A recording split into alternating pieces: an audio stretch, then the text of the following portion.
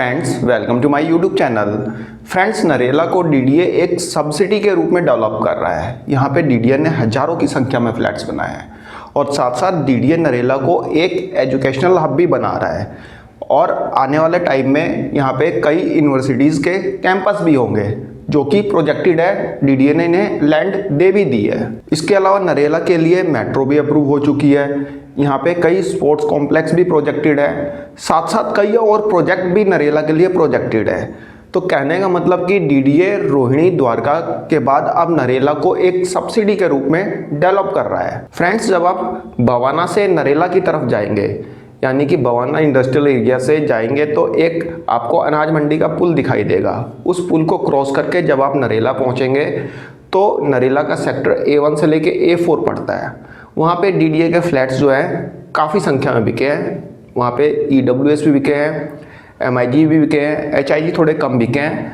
नहीं तो वहाँ पे जो फ्लैट्स थे डीडीए के वह काफ़ी संख्या में बिक चुके हैं।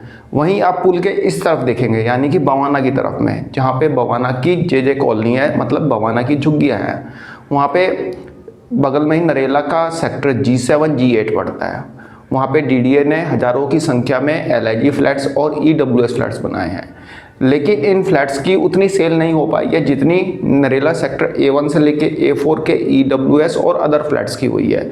यहाँ पे फ्लैट्स अभी भी अनसोल्ड है। मैंने आपको नरेला के स्टेटस में भी दिखाया था कि फ्लैट्स का क्या स्टेटस है, कितने फ्लैट्स बिके हैं। वहाँ पे मैंने आपको दिखाया था कि नरेला सेक्टर G7 और G8 में अभी काफ़ी फ्लैट्स बाकी हैं, अनसोल्ड है, जो कि मेनली LIG फ्लैट्स और EWS फ्लैट्स है। वहाँ पे फ्लैट्स ही EWS और LIG हैं। फ्रेंड्स, इतना ही नहीं, अभी 30 अप्रैल को ख़त्म हुई डीडीए की स्कीम में 25% का एक हैवी डिस्काउंट होने के बावजूद भी नरेला सेक्टर G7 और G8 के जो फ्लैट्स हैं वह अनसोल्ड हैं। और इन फ्लैट्स के अनसोल्ड होने का सबसे बड़ा रीज़न है बगल में बवाना की जे कॉलोनी। इसके बारे में हम विस्तार में चर्चा कर चुके हैं अपनी प्रीवियस वीडियोस में।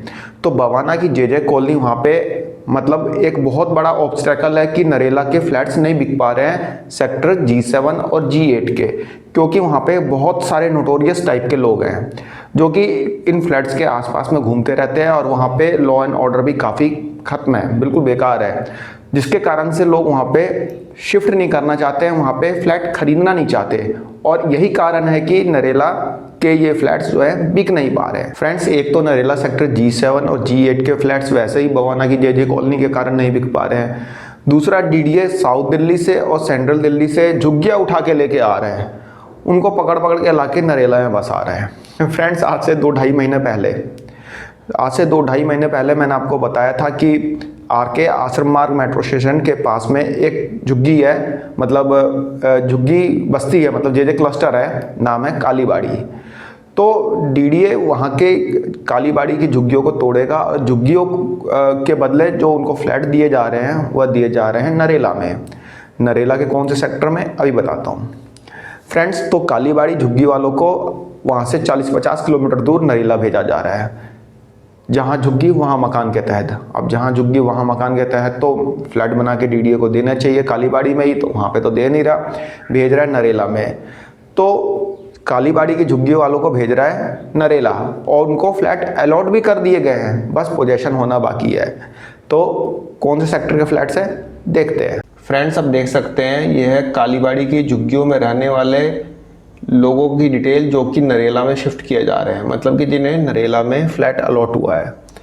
आप यहाँ पे देख सकते हैं कि जो नरेला में फ्लैट अलॉट हुआ है वह हुआ है, यहाँ पे आप ब्लॉक और सेक्टर देख सकते हैं। सेक्टर G7, ब्लॉक A3, यहाँ पे पॉकेट 5 EWS फ्लैट्स।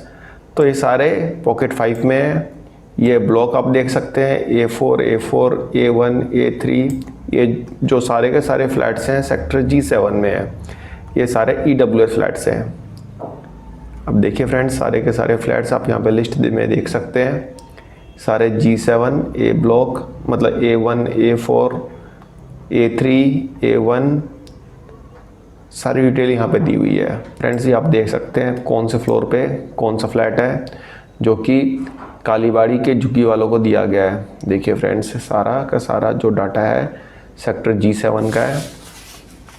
देखिए पूरी डिटेल है यहाँ पे। ब्लॉक A1, G7, ये सारे के सारे फ्लैट्स जो है सेक्टर G7 के EWS फ्लैट्स पॉकेट 5 के ये कालीबाड़ी के झुग्गी वालों को दिए गए हैं। देखिए पूरी लिस्ट है ये, देख सकते हैं सेक्टर G7 है सारा का सारा सेक्टर G7 के ब्लॉक A1, A3, A4 अलग अलग ब्लॉक में ये फ्लैट्स जो हैं झुग्गी वालों को दिए गए हैं। पूरी डिटेल आप देख सकते हैं फ्रेंड्स। देखिए कालीबाड़ी के जो झुग्गी वाले हैं उनका ये ड्रॉ हुआ था 29/2/2024 को, जो कि ये फ्लैट्स उन्हें अलॉट किए गए हैं। फ्रेंड्स वहीं दूसरी तरफ जंगपुरा के बारापुला ड्रेन पे एक झुग्गी बस्ती बसी हुई है और उस बस्ती का नाम है मद्रासी कैंप। आजकल आप न्यूज़ में सुन भी रहे होंगे। दिल्ली हाई कोर्ट का ऑर्डर है कि 1 जून से इस मद्रासी कैंप को हटा दिया जाए और उन झुग्गी वालों को कहीं दूसरी जगह रीलोकेट किया जाए।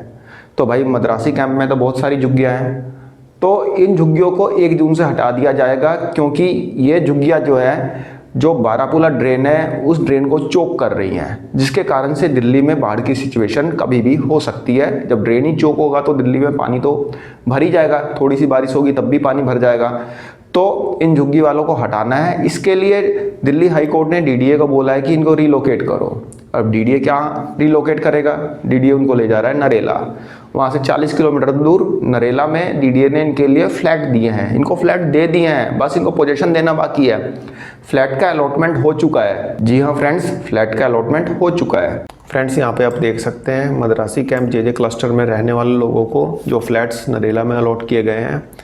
अब देखिए सेक्टर G7 में ब्लॉक A6, अब देखते जाइए। ये G7 सारा ही G7 में, जैसा कि हमने अभी देखा था कालीबाड़ी के झुग्गी वालों को भी सेक्टर G7 में दिए गए हैं, और यहाँ पे जो मद्रासी कैंप के जो झुग्गी वाले हैं उनको भी सेक्टर G7 में दिए गए हैं फ्लैट्स। देखिए सारे के सारे सेक्टर G7 में अलग अलग ब्लॉक में दिए गए हैं। ठीक है, ये उनका नाम है जिन जिन झुग्गी वालों को फ्लैट यहाँ पे अलॉट हुए हैं। देखिए सारे के सारे सेक्टर G7 के फ्लैट्स हैं।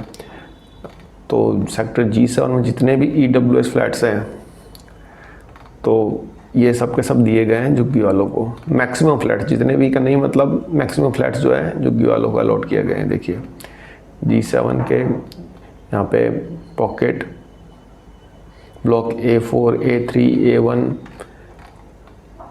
हम देख सकते हैं सभी ये झुग्गी वालों को नरेला के EWS फ्लैट्स अलॉट किए गए हैं। सेक्टर G7 के ब्लॉक A1, A2, A3 जो भी मतलब ब्लॉक यहाँ पे हों, ये सारी लिस्ट है।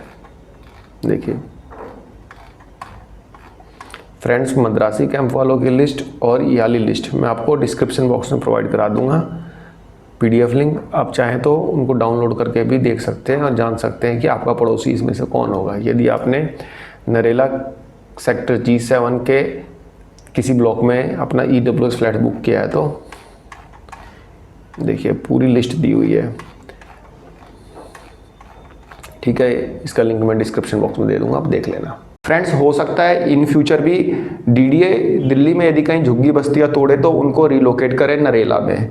तो यदि आप सोच रहे हैं कि नरेला में फ्लैट लेंगे सेक्टर G7, G8 या फिर कहीं और, तो हो सकता है आपका पड़ोसी जो है वह क्लस्टर से आया हो, तो आपको जो जेंट्री मिलेगी वो क्लस्टर वाली जेंट्री मिलेगी। तो यदि आप एक अच्छी जेंट्री की तलाश में, एक अच्छे नेबर की तलाश में नरेला जा रहे हैं, खासतौर पे नरेला सेक्टर G7, G8, तो वहाँ पे हो सकता है कि आपको आपका जो पड़ोसी मिले, जो आपको अगल बगल की सोसाइटी मिले, वह झुग्गी वाली ही मिले।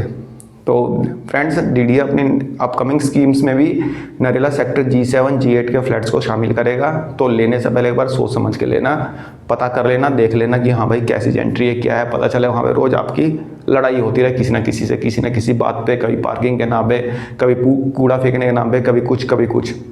तो सोच समझ के देखना, लेना। तो फ्रेंड्स मेरी तरफ से एक छोटी सी इन्फॉर्मेशन थी, आई होप आपको पसंद आई होगी। धन्यवाद, नमस्कार।